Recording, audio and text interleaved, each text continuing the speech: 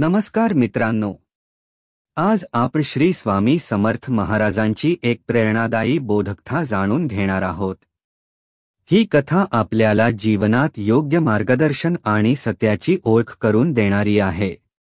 एकदा एक शिष्य जो स्वामी समर्थांच्या शरण आला होता, त्याच्या मनात अनेक प्रश्न होते। तो नेहमीच विचार करत असे की सत्य काय आहे, जीवनाचा खरा अर्थ काय आहे आणि संसारात असताना साधना कशी करावी।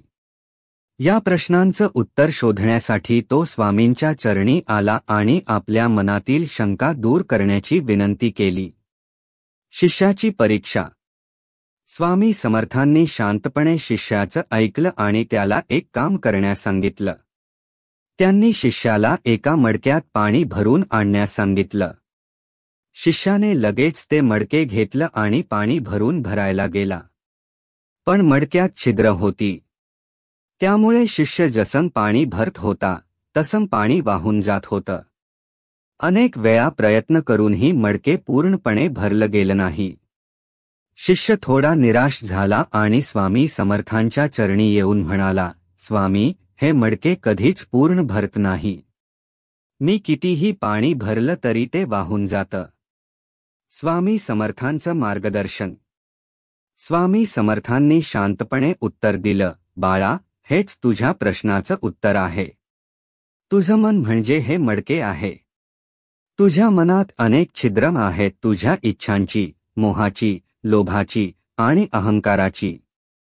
तू कितीही साधना केलीस तरी तुझं मन शुद्ध होत नाही, कारण या छिद्रांमुळे तुझं संपूर्ण ध्यान फक्त बाह्य गोष्टींवरच केंद्रित होतं।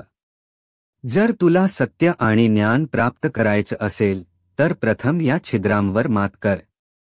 आपल्या मनातील मोह, लोभ आणि अहंकार सोडून दे। जेव्हा तुझं मन शुद्ध होईल तेव्हा त्यात ज्ञानाचं पाणी भरलं जाईल आणि ते कधीच वाहून जाणार नाही।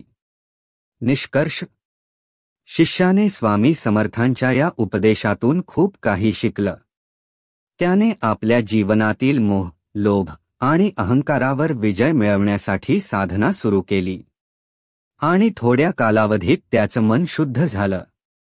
तो एक निस्सीम भक्त बनला आणि स्वामी समर्थांच्या मार्गदर्शनाने जीवनात यशस्वी झाला। मित्रांनो, या बोधकथेतून आपल्याला हे शिकायला मिळतं की जीवनात यशस्वी होण्यासाठी आणि आत्मज्ञान प्राप्त करण्यासाठी आपल्याला आपल्या मनातील दुर्गुणांवर विजय मिळवणं अत्यावश्यक आहे। स्वामी समर्थांचं मार्गदर्शन आपल्याला याच गोष्टी शिकवते। जर तुम्हाला ही कथा आवडली असेल तर कृपया आमच्या चॅनलला सबस्क्राईब करा आणि अशा आणखी प्रेरणादायी कथांसाठी तयार राहा। जय श्री स्वामी समर्थ।